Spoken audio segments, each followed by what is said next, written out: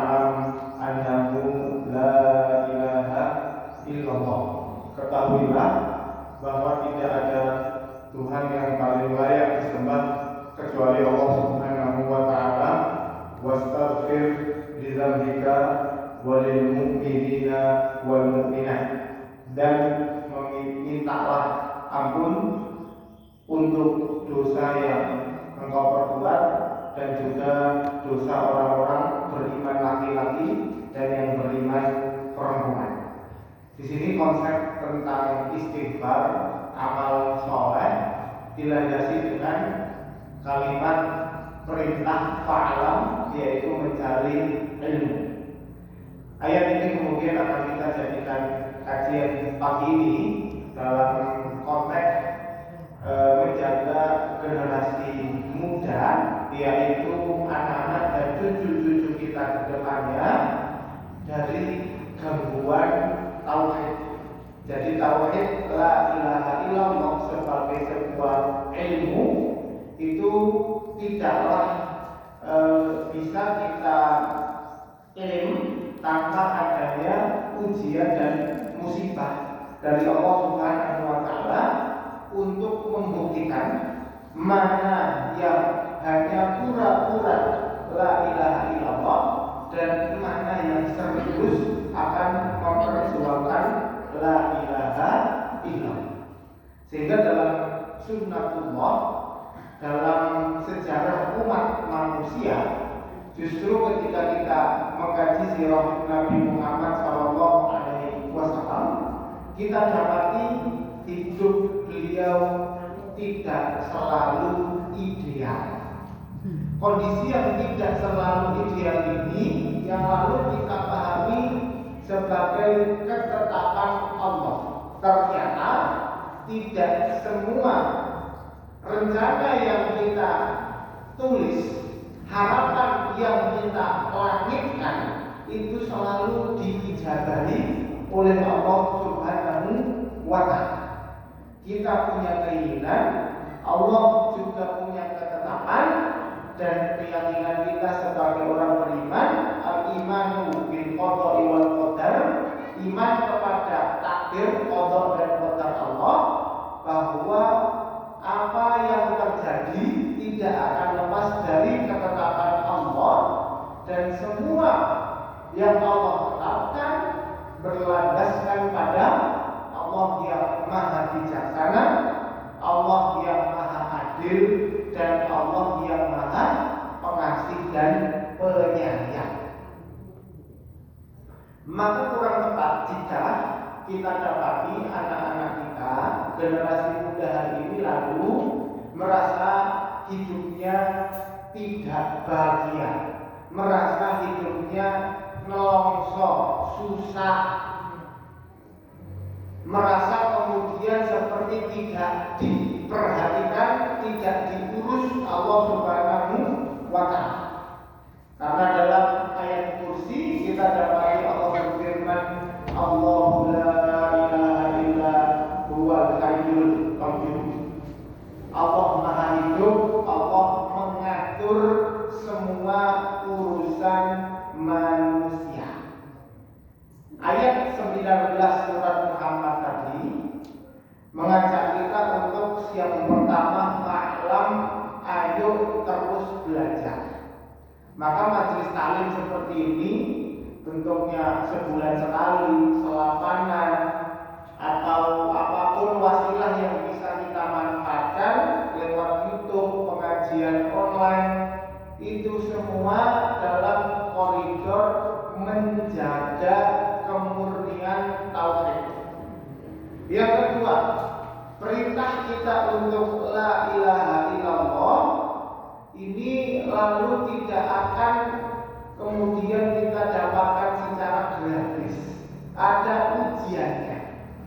Ujian ini yang kemudian akan menampakkan mana yang la ilaha illallahnya cuma ikut-ikutan, mana yang la ilaha illallahnya cuma warisan, mana la ilaha illallahnya cuma tulisan di KTP. KTP apa? Tasnya itu buat kenapa? Cuma tulisan di KTP Islam.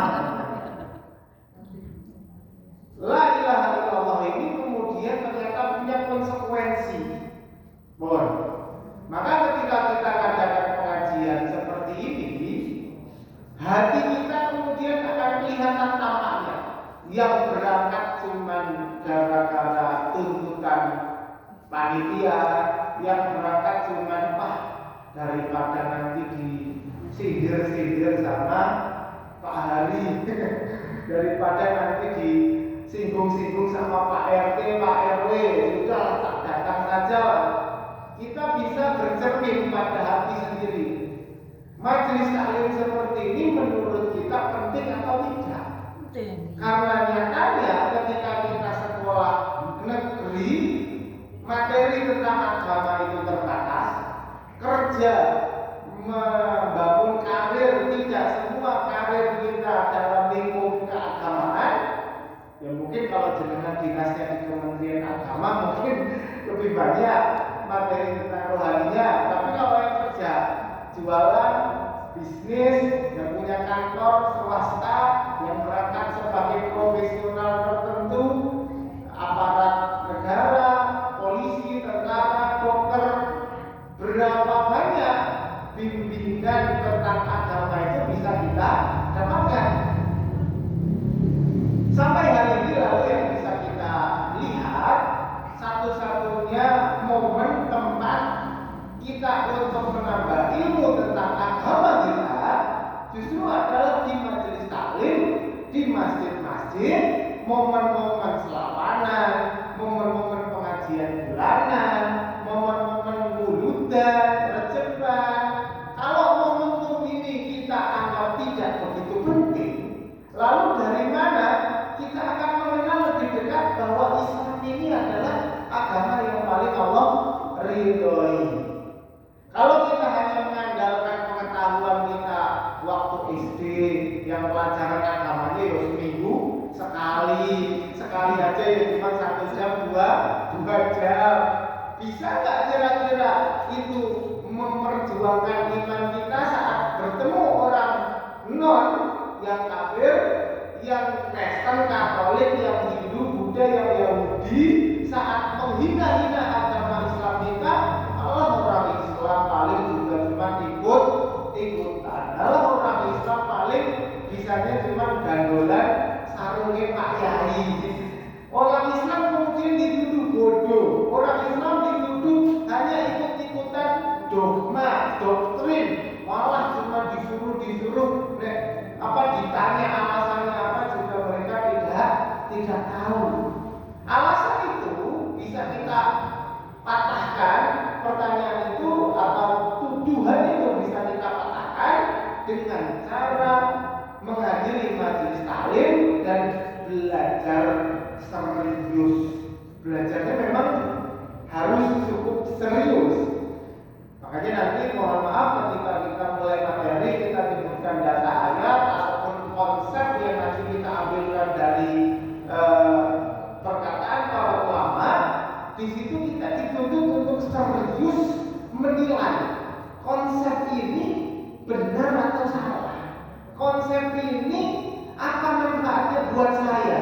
Jadi dalam majelis taklim itu memang kita dituntut untuk interaktif. Kita dipaksa akal kita agar menilai. Ini ustadznya ngisi pengajian ini isinya cuma guyonan toh, apa isinya cuma bulan-bulan materi yang bulan lalu, ini perasaan ngomongnya iki, saiki yang ngomongnya iku meneh. Bukan masalah materi yang diulang-ulang, tapi terkait kualitas materinya. Saya ingin ngajak panjenengan semua untuk menjadi pengawas di majelis-majelis taklim agar para tokoh dai dan mubalek tertuntut untuk menyiapkan materi yang berkualitas untuk jamaah yang hadir. Dari sini kemudian harapan kita semakin lama kita majelis taklim semakin pinter, semakin banyak majelis taklim yang kita datangi, semakin yakin Islam agama yang paling benar. Bukan hanya rutinitas atau bahkan menjadi momok. Wah, selamat sudah ada yang komen belum kan?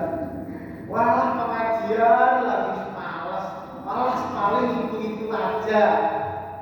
Tayyib. Panjenengan kalau main ke kampus-kampus yang memang terafiliasi kepada Islam, UIN katakanlah ya, UIN, kemudian kampus-kampus Islami baik yang di dalam negeri maupun di luar negeri. Di Madinah ada Universitas Islam Madinah, di Mekah ada Universitas Ummul Qura. Kampus-kampus Islam yang bicara tentang usuluddin, tafsir, hadis, usul fikih, ilmu fikih sendiri, semua itu adalah cabang keilmuan dari Al-Quran dan hadis Nabi Muhammad Shallallahu Alaihi Wasallam. Cabang ilmunya itu jadi fakultas, benar. Jadi kalau kita majelis taklim, yang kita kaji apa? Quran dan Sunnah. Kalau pengajiannya tidak mengantarkan kita kepada satu paradigma baru, nilai-nilai baru, ya berarti majelis taklim kita kurang berfungsi dengan benar. Karena majelis taklim itu ya tempat kita dapat ilmu baru. Kalau di majelis taklim kita tidak dapat ilmu, isinya hanya rutinitas, ya jangan nyalahkan konsep majelis taklimnya. Karena konsep ini ketika dibawa ke kampus itu jadi fakultas-fakultas yang ilmu di dalam dikaji dengan sangat serius. Maka harapan kita majelis taklim ini setidaknya bisa memperkenalkan sedikit ilmu yang kemudian jadi fakultas-fakultas besar itu. Kalau setiap kali kita majelis taklim tidak ada ilmunya, itu sayang sekali. Karena kenyataannya untuk menjadi sebuah pakar dalam bidang ilmu satu saja dalam agama Islam itu harus sampai S3. Belajar tafsir S1, S2 sampai S3 baru jadi pakar. Masa kita ngaji yang dikaji Quran setiap kali pengajian koyok kok orang ilmu barunya, sayang sekali. Makanya kemudian moga-moga majelis taklim tetap sebagaimana harapan orientasinya adalah menjaga budaya ilmu itu agar menjadi tradisi masyarakat. Jadi masyarakat Islam punya tradisi ilmu. Ada materi yang disampaikan, ada yang mencatat, di akhir majelis ada tanya jawab, ada diskusi interaktif, di situ ilmu berkembang. Zaman sebelum ada kampus, zaman sebelum ada sekolahan formal, masyarakat Islam sudah punya budaya tradisi ilmu. Itu yang kita jaga. Jadi bukan sekedar kumpul-kumpul, dapat snack, makan, selesai bubar, enggak. Jangan itu, wah itu disorientasi itu. Makanya moga-moga panjenengan, saya dan seluruh kaum muslimin bisa menjadi pengawas pelaksanaan majelis taklim. Kalau ada yang kurang, kita kasih kritik, saran, masukan agar semakin berkualitas. Surat Muhammad ayat 19 tadi, fa'lam annahu la ilaha illallah. Ini menjadi dasar kajian kita pagi ini untuk mengangkat konsep menjaga generasi muda setelah kita dalam 3 langkah. Nomor 1, langkah yang pertama adalah menjaga pemikiran. Yang kedua, menjaga perasaan. Yang ketiga, menjaga kegiatan. Kegiatan. Ada pemikiran, ada perasaan, dan ada kegiatan. Dan 3 dimensi ini bukan trilogi yang asing, karena ketika kita bicara tentang keimanan itu yang meliputi 3 dimensi: pemikiran, perasaan, dan juga perbuatan yang nanti bentuknya kegiatan-kegiatan. Nah, saya akan bahas satu persatu beserta urgensinya nanti dalam konteks menjaga generasi muda. Tentu tanggung jawab kita yang kuat. Saya kasih contoh. Ibnu Abbas radhiyallahu taala anhu ketika kecil itu oleh Nabi SAW pernah dibonceng, diajak ngobrol tentang perkara yang cukup dalam. dengan redaksi dia bilang ihfadillah yahfadka. Nah, jagalah Allah, Allah akan menjagamu. Nih anak sekarang kira-kira kalau didawai kayak gitu mudeng orang paham apa enggak? Nah, jagalah Gusti Allah, Allah akan menjagamu. Yo anak ini yo bingung ya. Jaga Allah ini ya Allah kan di sini. Allah di mana? Dia tak marani tak jaga. Anak kecil dulu ketika Ibnu Abbas saat itu dikasih tahu Nabi SAW, anaknya itu sudah dalar, nyambung. Maksudnya menjaga Allah itu ya ketakwaan, melaksanakan perintah, menjauhi larangan. Wa idza sta'anta fasta'in billah wa idza sa'alta fas'alillah. Disuruh kamu kalau mau minta tolong sama Allah. Kalau mau nyuwun apapun, nyuwun sama Gusti Allah. Itu anak kecil diarahkan sedalam itu, suruh mikir sedalam itu. Contoh lain generasi tabi'in setelah para sahabat adalah tabi'in. Imam Malik kan Imam Darul Hijrah. Imam Malik itu oleh ibunya waktu kecil itu digandeng, diajak ketemu gurunya yang namanya Rabi'ah, kemudian dipeseni sama ibunya. Nah, kamu nanti ketemu Pak Guru, belajar dulu dari akhlaknya, belajar dulu uswatun hasanahnya sebelum kamu belajar ilmunya. Sebelum kamu belajar teorinya, ambil dulu uswatun hasanahnya.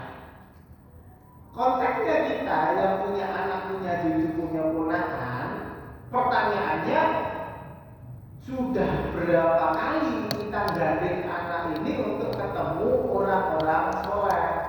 Sudah berapa sering kita gandeng anak-anak kita untuk ketemu orang pintar, para profesor, para dokter, para kiai, para alim ulama, sehingga anak-anak itu bisa melihat role model yang nyata, bukan hanya cerita fiksi yang mereka temukan di film atau di novel yang mereka baca. Itu kan dongeng-dongeng khayalan. Nyatanya gimana kehidupan nyatanya? Ternyata kehidupan di dunia nyata tidak seindah kita nyekrol Instagram. Nyekrol Instagram itu kan ya Pak, seneng, like, share, komen.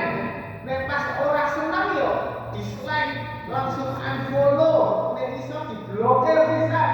Kita media sosial bisa. Tapi kalau kita di masyarakat hidup bersosial, ketemu tetangga yang rodok nyepeti, itu apa yang mau kita blokir itu? Kamu nembok, mau kita unfollow itu tetangga kita, orang bisa. Hidup di dunia nyata tidak semudah pakai nyekrol Instagram, TikTok, atau YouTube. Ternyata hidup tidak selalu seideal yang kita harapkan. Maka anak-anak ketika kita ajak ketemu orang soleh, pas lapangan kita ajak, pas pengajian kita ajak, anak itu kemudian punya pengalaman selain diajak ke tempat wisata dan pusat perbelanjaan. Betul maksud saya? Jadi anak-anak ke depan ketika sudah besar, kita nasihati pas sholatnya bolong-bolong itu anak nyambung gitu loh. Tapi kalau anak tidak punya pengalaman spiritual, ya kalau mau bilang ngajak haji dan umroh kan ya semua orang punya biaya dan kesempatan toh. Tapi nek bicara yuk sowan nang Pak Yai yuk main ke pondok pesantren yuk jalan-jalan ke panti asuhan yuk. Anti mainstream loh itu. Padahal kalau dulu itu jadi tradisi orang luar. Bahkan di kampung-kampung punya tradisi kalau pas Syawalan atau pas Suro punya tradisi ziarah. Nah itu ziarahnya bahkan sampai yang sudah mati itu diziarah. Bukan hanya yang hidup, yang mati pun diziarahi. Itu konsepnya adalah konsep role model, uswatun hasanah. Kalau anak tidak pernah kita upayakan, kita gandeng tangannya, anaknya orang ngerti. Saya kiai sopo orang ngerti, orang soleh sopo ya nggak tahu. Dosen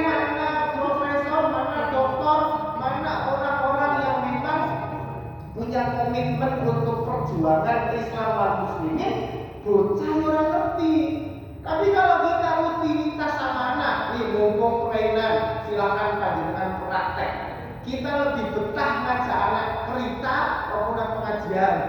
Lebih betah ngajak anak yuk nang Gunung Kidul yuk, laku-laku ke pantai, atau kita main-main ke pondok pesantren, datang ke pengajian para alim ulama. Itu kan butuh effort juga. Panjenengan ngajak anak ke tempat hiburan kan mesti ada biayanya.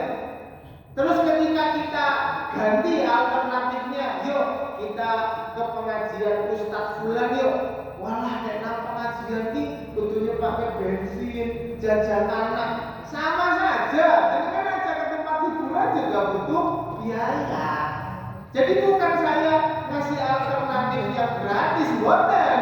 Saya justru usul tolong ditambah agendanya anak ketika liburan itu jangan cuma dolan.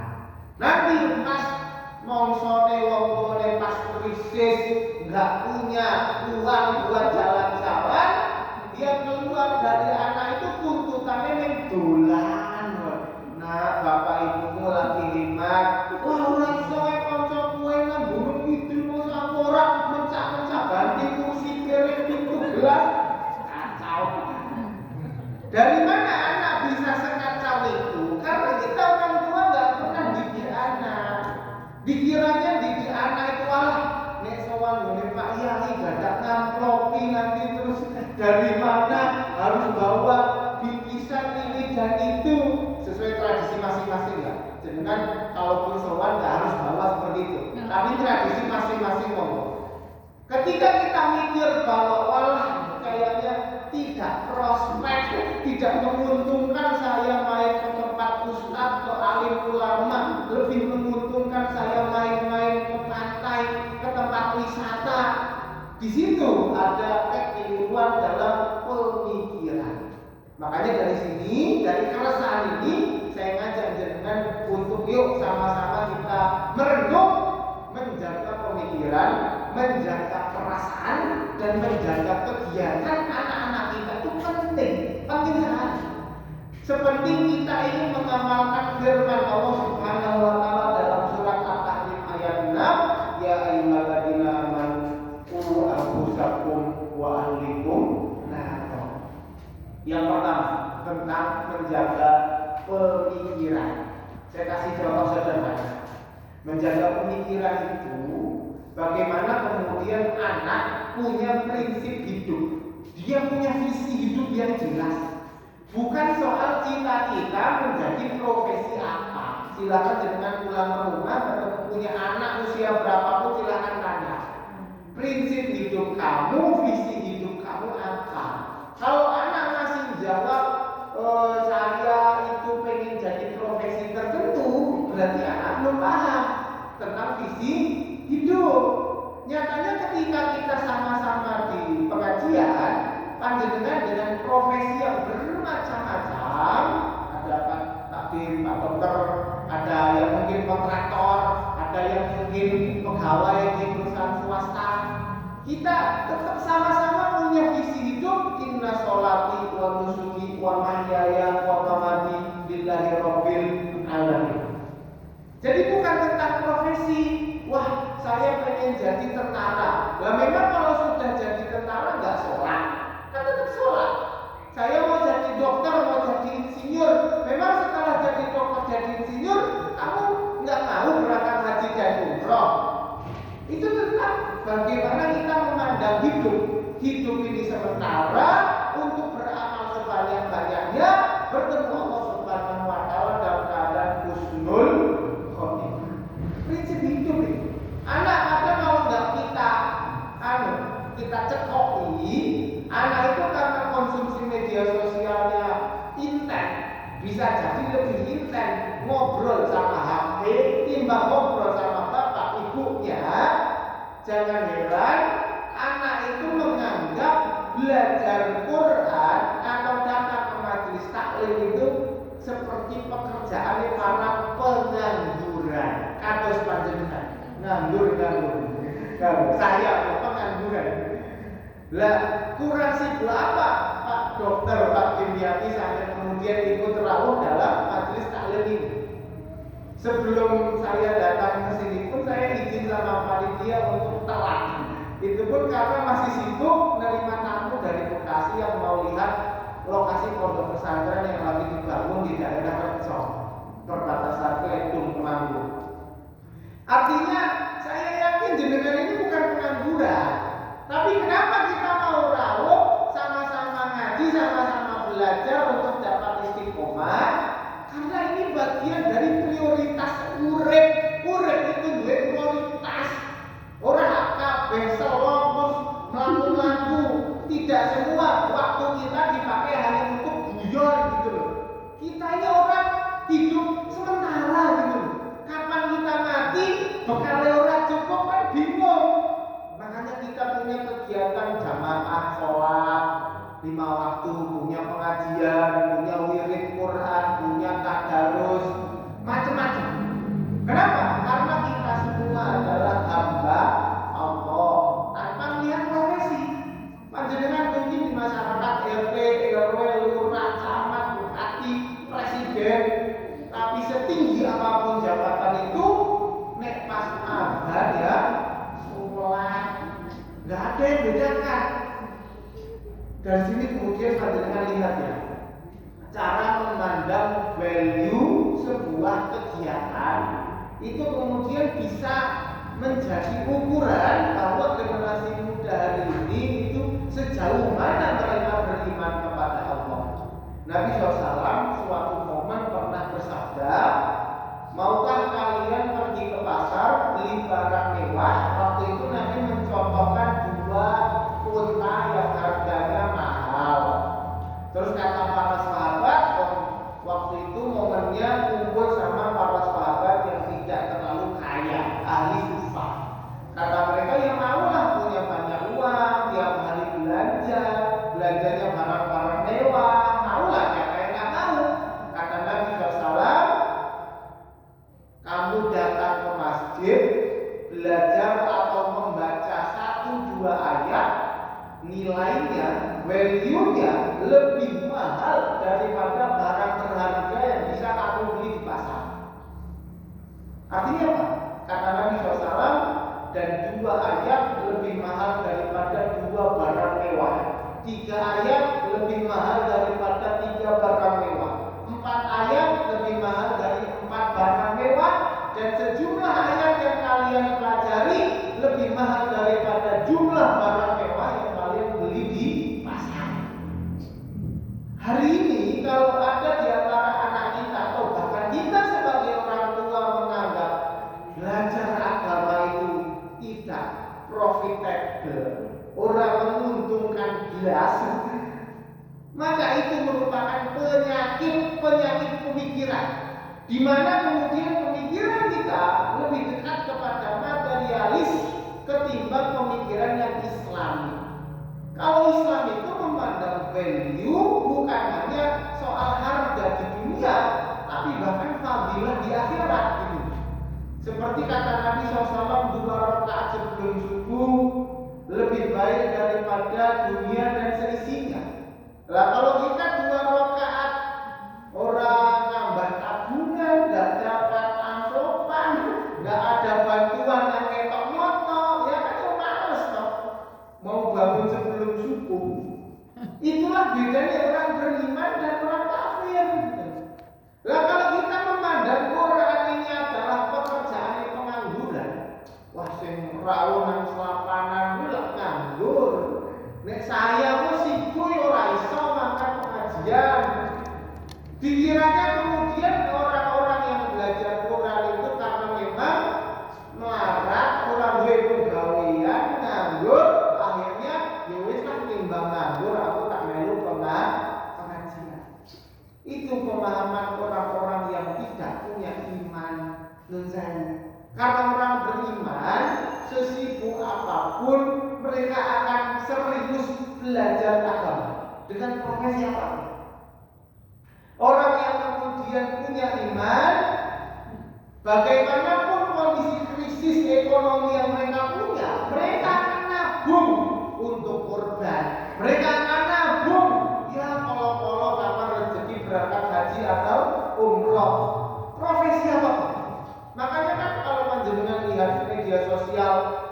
yang tukang bersih-bersih, ada yang office boy, ada yang pedagang sayur, macam-macam. Ada yang kemudian effort sekali berjuang begitu keras, namun untuk bisa langsung sujud di depan Ka'bah. Atas dasar apa orang bisa punya semangat sebesar itu? Karena keimanan.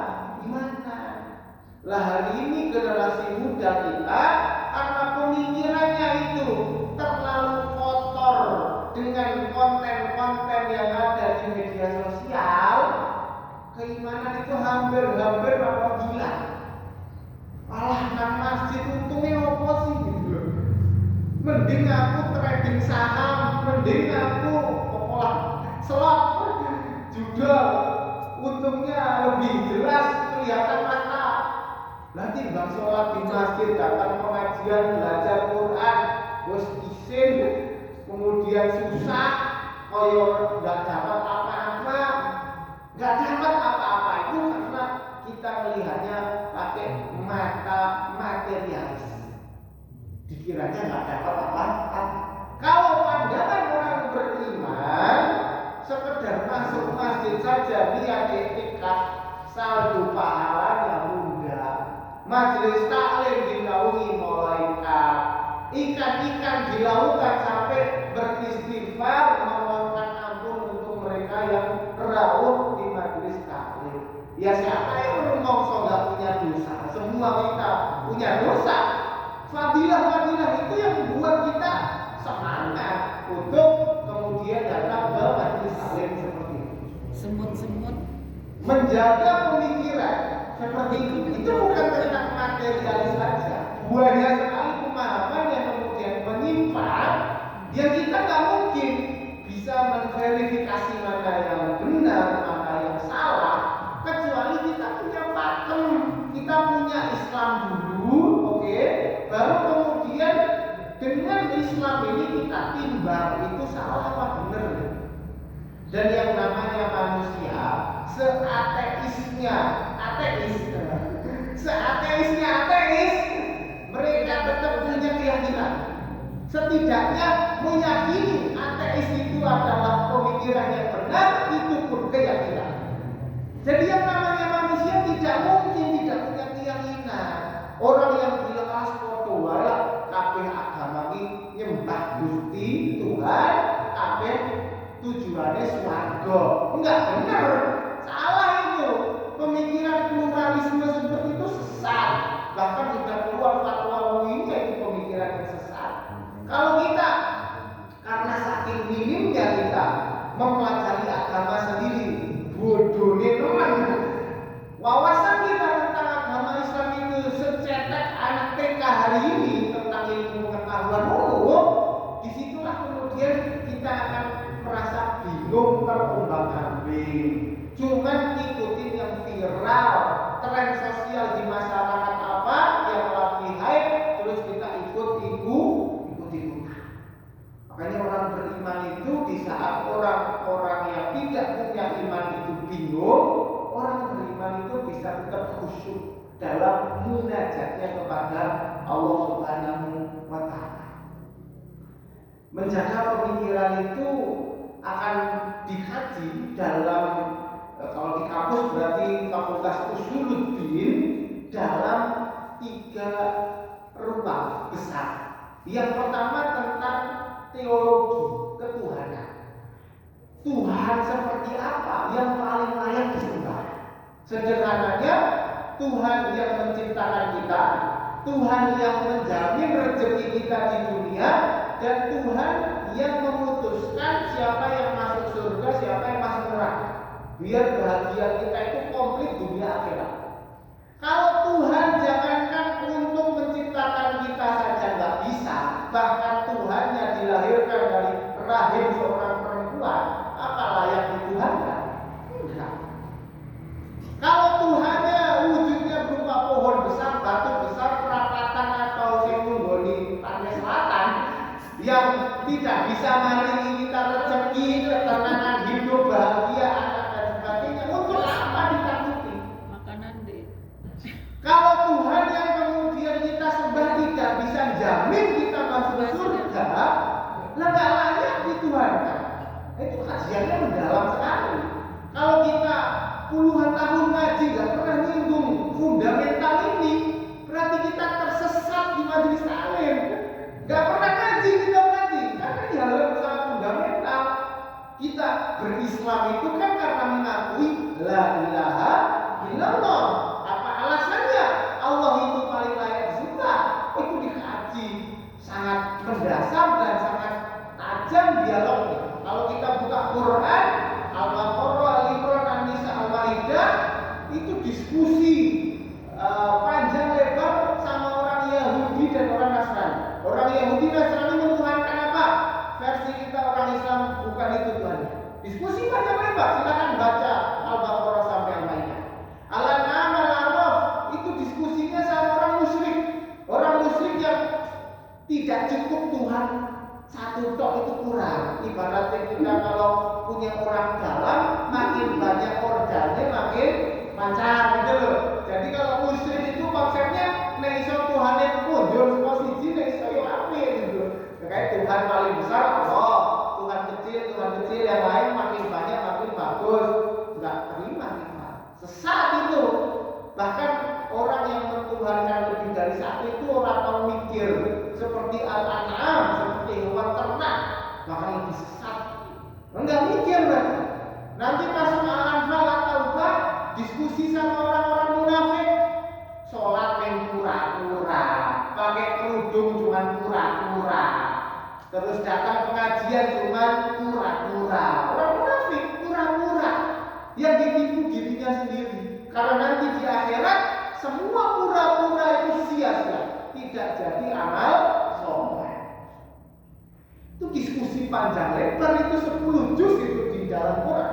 Lah kalau kita majelis taklim nggak pernah nyinggung 1-2 ayat dari 10 juz itu kan eman sekali.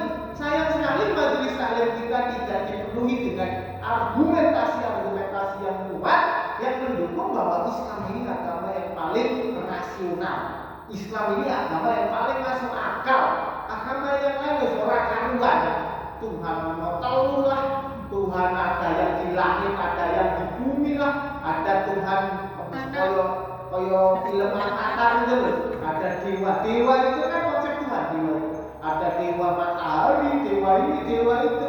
Sayangnya anak-anak kita karena konsumsi gadgetnya ini banyak, film-film, game-game, napa lagi tongkrongan, sing saking jenenge podcast, isine ngono kuwi kabeh sampah semuanya.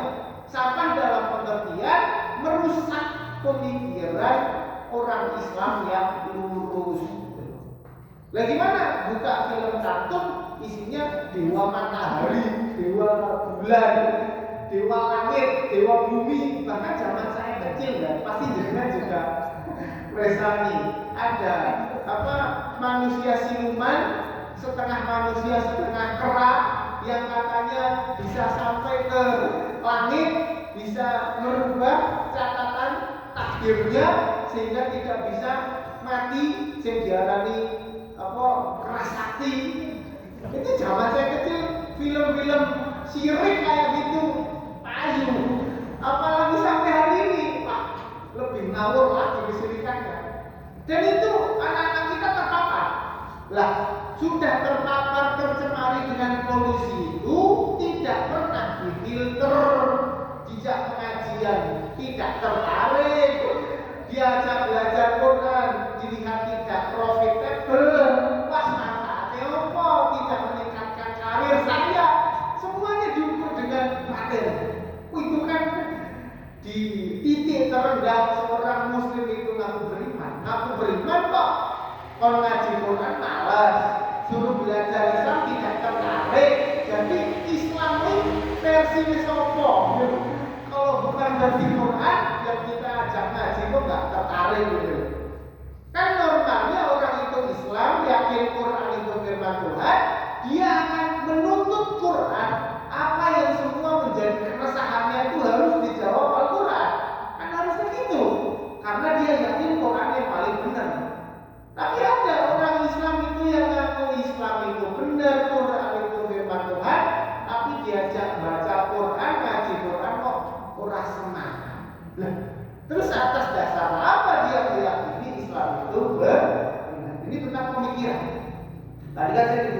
ruang besar.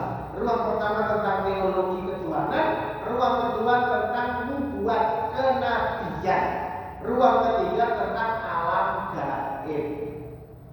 Karena materinya masih ada yang lain, ini nggak saya singgung. Intinya bagaimana membuktikan seorang nabi itu benar-benar utusan Allah. Yang ketiga, alam gaib itu menvalidasi benar nggak sudah ada surga dan neraka. Jangan-jangan sia-sia ini. Saya sudah sholat 5 waktu, sudah umroh berkali-kali, sudah haji, ternyata sampai sana zong, surga neraka nggak ada, orang sido, malas. Aduh, ada juga bisa jadi manusia yang hidupnya di dunia itu menjagani. Wah, siapa tahu sudah ada surga dan neraka, wis tak sholat lah. Engko nek ora ono kan sing penting aku wis duwe tabungan sholat. Orang yang jajal-jajal seperti itu, orang yang imannya nyoba-nyoba, siapa tahu, itu tidak disebut beriman. Jenenge iman mantap, jenenge mantap itu yakin 100%. Seperti jenengan tahu Masjid Al-Islah ini lokasinya ada di Bumi Madukara Daman. Betul ya? Ada di Madukara. Seberapa yakin kita masjid ini ada di Madukara? Ya kayaknya sih 50%-an. Ini orang yakin loh ya. Sampai 100% saya yakin pasti di Madukara. Itulah keimanan. 100% saya yakin ada surga dan neraka walaupun saya belum lihat, tapi ada data, ada bukti, ada argumentasi rasional, ada testimoni. Data-data ini yang kemudian buat kita yakin. Harus yakin 100% dong. Itu fungsinya majelis taklim. Kalau majelis taklim tidak menyentuh sampai di titik itu yang tadi saya singgung, kita sudah terlalu jauh disorientasinya. Makanya nggak gumun, pengajian ono dangdut koplo, urutan apa itu loh, acara pengajian ono dangdutan sing saru-saru gitu. Ya jangan heran, karena setiap kali pengajian tidak pernah disinggung tentang standar moral, mana yang baik, mana yang buruk, mana yang taat, mana yang maksiat, nggak pernah disinggung. Ya cuman sekedar entertain lah, hiburan lah, ngundang sing paling lucu, panganannya kemudian snacknya yang paling enak, ya sudah dinikmati bareng-bareng. Perkara saru, rasaru, apik ora apik ora urusan. Itulah gimana ya, titik di mana majelis taklim fungsinya sebagai penjaga pemikiran itu hilang. Masuk ke poin yang kedua tentang menjaga perasaan. Menjaga perasaan ini penting karena orang yang punya banyak wawasan ketika mengalami sebuah kejadian, katakanlah sing ora enak lah, ujian musibah, bencana, tidak selalu akal itu kemudian bisa nalar secara logis. Misalkan saudara-saudara kita yang kemarin kena bencana di Aceh. Nah, sebelum bencana kan mungkin redaksi tentang sabar, syukur, menerima semua ketetapan ini adalah aturan Gusti Allah, itu kan sudah kata. Tapi giliran banjir, longsor, rumah hilang, kendaraan hilang, sak keluarga hilang kabeh. Itu carane sabar piye? Itu seorang anggota teori. Itu carane noto hati, gimana hati kita tetap yakin ini bagian dari ketetapan Allah yang maha bijaksana, yang maha adil, yang maha pengasih, yang maha penyayang. Kira-kira Allah yang maha pengasih penyayang itu memang mau menelantarkan kita dengan musibah itu? Itu yang kita bilang pasti ada hikmahnya. Tapi perkara itu nanti ada hikmah, wong saiki musibah, gimana menata perasaan agar bisa tetap ridho dengan ketetapan Allah? Itu orang-orang beriman. Makanya menata perasaan ini cara paling mudah kita mengajarkan kepada anak-anak kita adalah dengan cara menceritakan perjalanan hidup orang-orang soleh terdahulu. Saya kasih contoh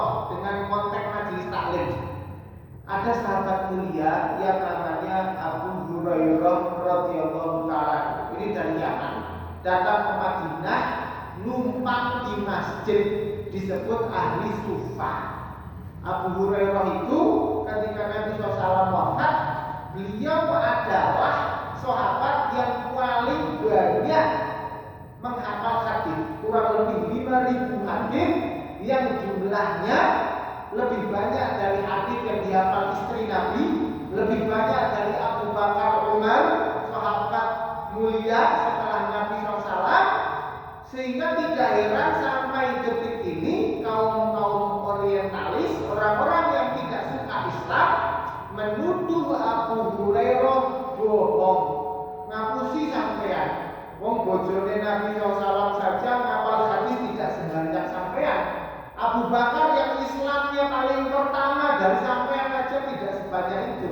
Mesti banyak yang kamu palsukan. Itu dituduh ke Abu Hurairah. Dan ketika tuduhan itu kemudian terbukti, konsekuensinya banyak sekali hadis yang diriwayatkan Abu Hurairah. Kalau ternyata beliau dusta, waliyahudillah, dan itu tidak mungkin, maka banyak ajaran Islam yang akan terhapus karena tidak valid, itu merupakan wahyu perkataan Nabi SAW. Jadi konsekuensinya berat. Makanya ketika kaum orientalis tahu, ini titik matinya kaum muslimin, diserang habis-habisan.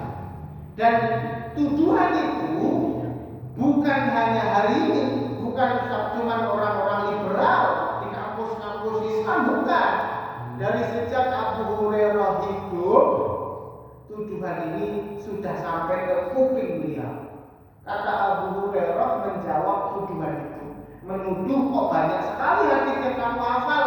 Wong dulu saja istri sahabat Abu Bakar Umar tidak sebanyak itu. Kata Abu Hurairah, saya itu pendatang. Orang pribumi Madinah yang punya sawah, kebun, mereka sibuk ngurus kebun. Aku orang duwe kebun. Orang-orang muhajirin yang dari Mekah ke Madinah rata-rata jadi pedagang, sibuk di pasar. Makanya ketika mereka sibuk jualan di pasar, sibuk ngurus kebun, aku sibuk di masjid, datang ke majelis taklim, ngapal Quran, ngapal hadis. Makanya saya hafal apa yang tidak mereka hafal, saya hadir majelis taklim yang tidak mereka hadir. Masuk akal. Selain itu, Abu Hurairah suatu ketika pernah ditawarin oleh Nabi SAW, siapa di antara kalian yang mau membentang sorbannya. Kemudian Abu Hurairah membentangkan sorbannya, sambil kemudian Abu Hurairah curhat, ya Rasulullah, saya kok kapal hadisnya panjenengan sok kadang kelalen, kadang lupa, kapal lupa. Oh ya sudah, sini tak doakan, didoakan sinten? Didoakan Nabi Muhammad Shallallahu Alaihi Wasallam agar apa? Agar hafalannya kuat. Setelah didoakan, sorbannya diambil, dipeluk Abu Hurairah. Sejak saat itu kata Abu Hurairah, saya tidak pernah lupa satupun hadis yang diucapkan oleh Nabi SAW. Jadi secara logika Abu Hurairah ini pancen rajin. Wong uripe nang masjid tok, ngapal Quran, ngapal hadis. Kemudian secara mukjizat, Abu Hurairah itu mukjizate Kanjeng Nabi Muhammad sallallahu alaihi wasallam. Didongake ora iso lali, mukjizat. Justru kalau Abu Hurairah lali, malah mukjizatnya batal. Malah tidak terbukti mukjizatnya Nabi. Maka dari situ kemudian rutinitas Abu Hurairah hari-harinya hanya ngaji, ngapal Quran, ngapal hadis. Hari ini muncul orang-orang yang materialis lalu menilai santri-santri di pondok atau kemudian anak-anak yang kerjaannya cuma baca Quran, ngapal hadis, dianggap masa depannya suram. Koyo tidak pakai prospek, pinter ngaji, pinter maca kitab kuning, kok kayaknya karirnya tidak begitu cerah. Kalau ukuran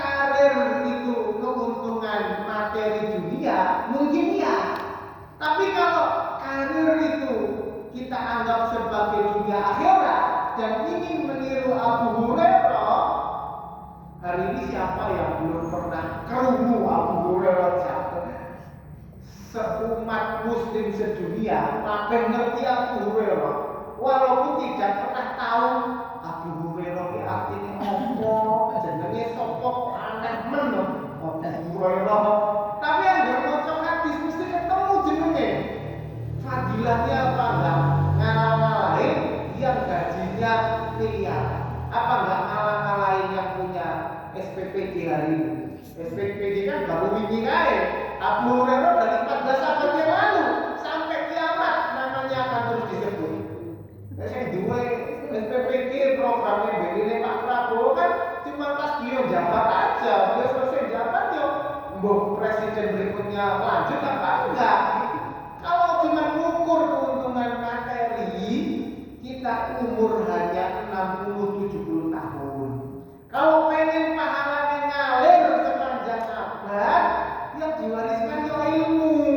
Abu Hurairah itu melaratnya nemen.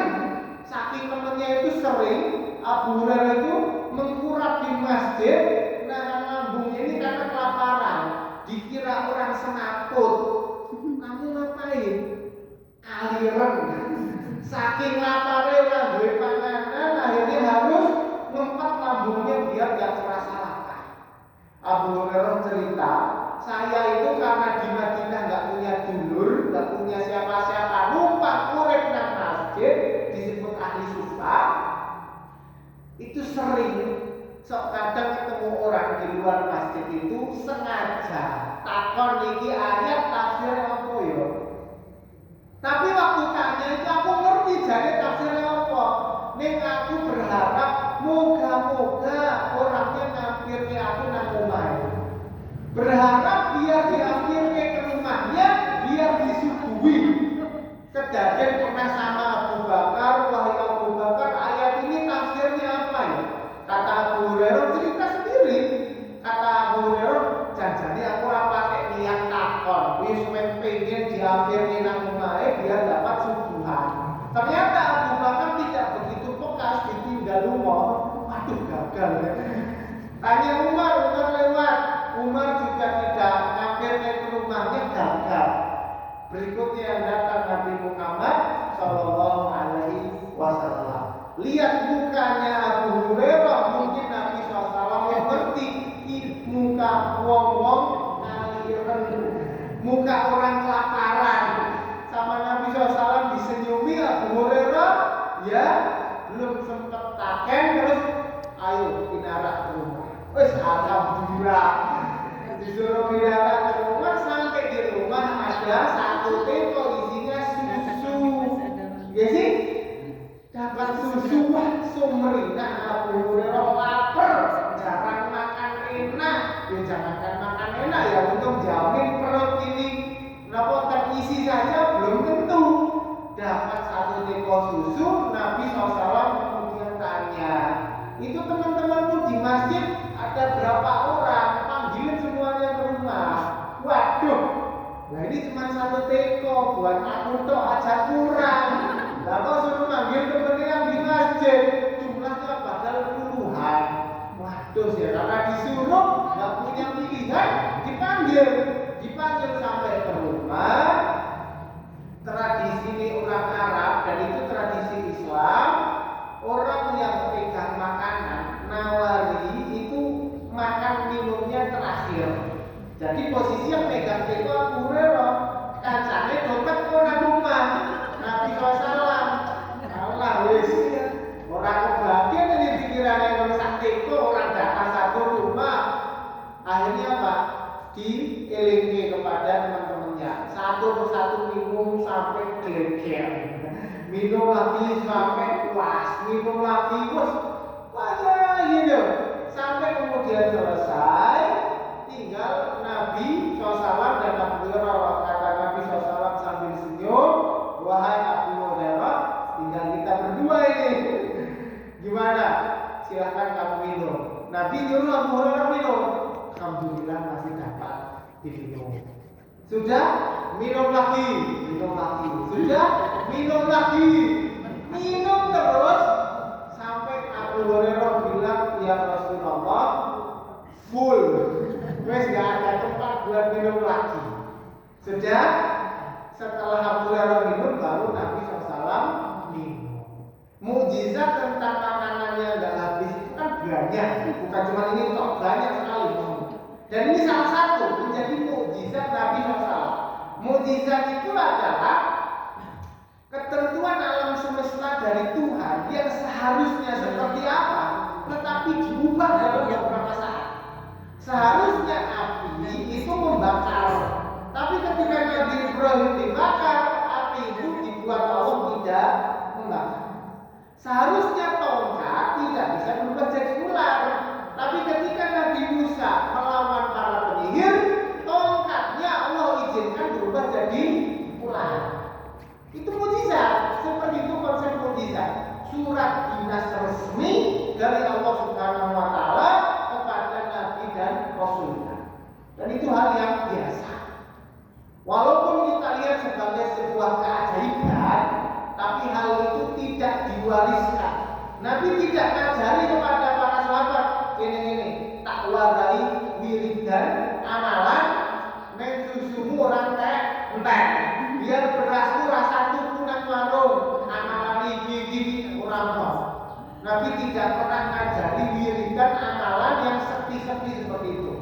Semua yang modelnya sekti seperti itu mesti dari dukun setan.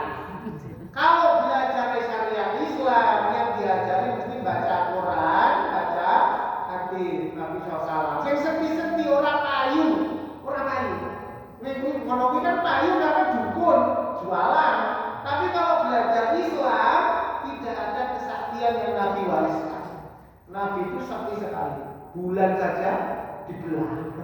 Itu saktinya kurang apa coba? Nabi Isra Mi'raj itu ngalahnya astronotnya NASA hari ini. Elon Musk yang punya program antariksa itu yang kalah jauh. Nabi SAW itu tembus 7 langit sampai Sidratul Muntaha. Hari ini astronot baru sampai langit pertama saja itu sudah susah payah. Kurang seperti apa Nabi itu? Tapi tidak diajarkan. Karena Islam bukan tentang kesaktian. Islam itu tentang ilmu, iqra. Makanya kita kalau majelis taklim, ini kan warisan Nabi. Majelis taklim ini warisan Nabi Muhammad SAW. Kalau kita lihat majelis taklim ini cuma rutinitas, penggawean wong pensiun lan pengangguran, berarti kita kok koyo-koyo terlalu kurang ajar sama Nabi Muhammad SAW. Karena ini yang beliau pertaruhkan nyawanya, kampung halamannya diusir sampai ke Mekah, sampai perang berjilid-jilid, perang Badar, perang Uhud, perang Ahzab, perang Tabuk dan seterusnya. Itu memperjuangkan apa? Memperjuangkan Quran. Hari ini kalau ada anak kita yang kita ajak belajar Quran kok nggak mau, ya mungkin cara saya tak tempenin gitu. Kok kurang ajar kali kamu? Quran ini Nabi perjuangkan urip matinya. Kok bisa-bisanya hari ini kamu ajak untuk belajar Quran kok nggak mau? Bahkan sampai punya pikiran, wah Quran kayaknya tidak terlalu profit, tidak menguntungkan. Itu saking kurang ajarnya pemikiran materialis kalau sudah masuk ke pikirannya anak-anak kita. Nah, dari perjalanan sejarah orang-orang soleh, kita orang beriman itu bisa mendidik generasi muda untuk menjaga perasaan. Jadi tidak perlu merasa paling susah, karena orang dulu banyak yang lebih susah. Tidak perlu merasa paling miskin. Orang soleh dulu yang lebih soleh dari kita banyak yang lebih miskin. Tidak perlu merasa melongso, tidak perlu merasa tidak bahagia. Itu hanya perasaanmu saja. Orang lebih susah banyak, orang yang tidak punya keluarga banyak. Kita hari ini punya orang tua genep, bisa sekolah, alhamdulillah. Kok merasa masih tidak bisa bersyukur. Jadi nonton perasaan itu caranya dengan melihat kisah orang-orang soleh terdahulu. Biar kita ini merasa tertampar gitu. Kok hidup di dunia cuma nyari bekal bertemu Allah saja kok gengsinya orang karuan gitu. Kalau mau makan saja harus nang restoran atau nang kafe, ibarat dulu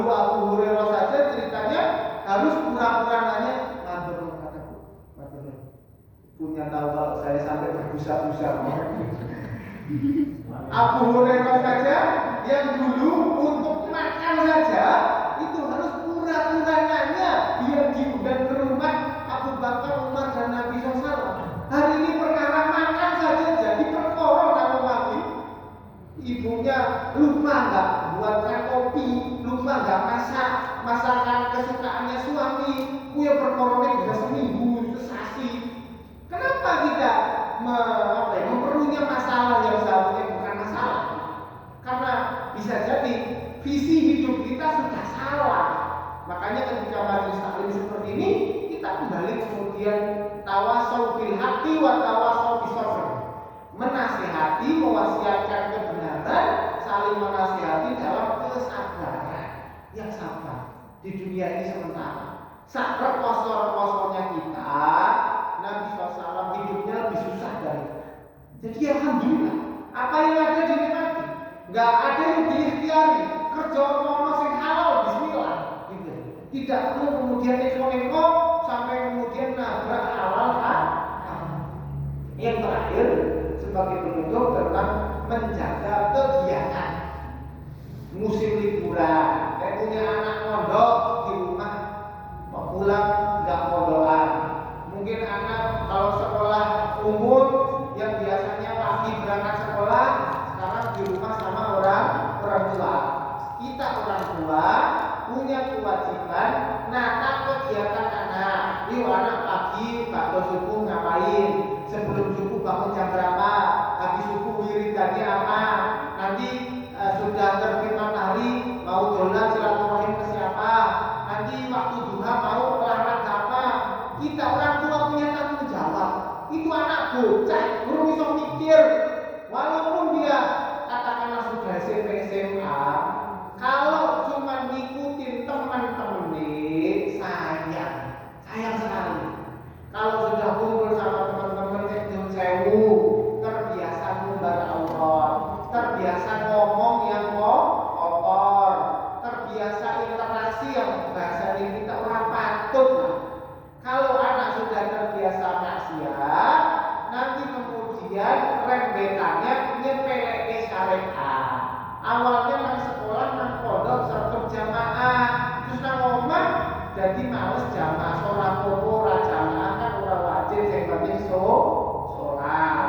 Tapi mulai dari ora jamaah jadi mundur waktu sholat. Mundur waktu sholat akhirnya mulai nyepeleke wis ora sholat siji loro ora popo. Bertahap. Jenenge setan ku yo pinter. Setan itu hidupnya lebih lama dari kita. Usia setan itu lebih banyak daripada usia manusia umat Nabi Muhammad SAW. Bisa jadi setan yang godani kita, anak-anak kita hari ini setan koncone buyute kita dulu.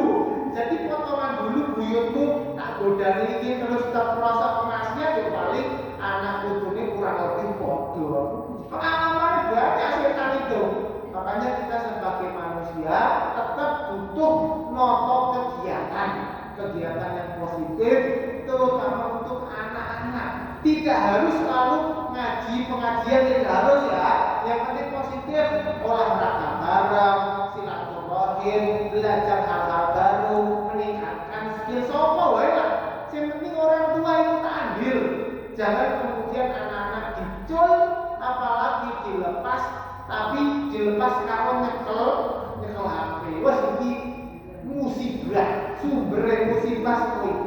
Lah Ustaz kan nang HP kan ya ono pengajian, ya ono ilmu Quran, tafsir, ngapunten. Panjenengan kalau punya Instagram, punya TikTok, pertama kali buka itu kan sek FYP, sek viral. Kinten-kinten sek viral ngoten niku sek pengajian apa sing joget-joget orang benar. Saya viral ini pasti sih kontroversi yang sesuai algoritma yang punya aplikasi platform itu kan yang punya orang nggak sholat, ngapunten gitu loh. Jadi kalau kita cel anak-anak kita konsumsi konten-konten yang viral dan yang viral itu biasanya kurang karuan, nggak jelas, kita nggak bicara agama, bahkan kurang patut. Masa ya iya anak sekarang itu udah pinter joget. Nah kalau joget, kalau profesinya jadi wanita biduan, itu ya linier. Tapi apa kita anak kita mau kita suruh jual dirinya? Kan enggak. Itu kan sarung banget. Di budaya tradisi kita bahkan tidak diajarkan seperti itu. Makanya dampak perkembangan teknologi kepada perkembangan anak-anak kita hari ini menjadi renungan tersendiri bagi seluruh orang tua.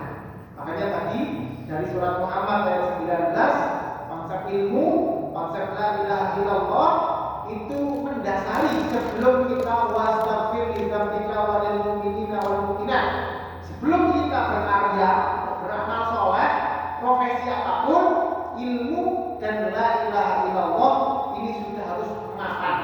Bagaimana memapankan ilmu dan tauhid kepada generasi muda? Caranya satu, menjaga pemikiran. Yang kedua, menjaga perasaan agar tetap ridho dengan semua ketetapan Allah. Dan yang ketiga, menjaga kegiatan agar kegiatan anak-anak kita bisa terus positif.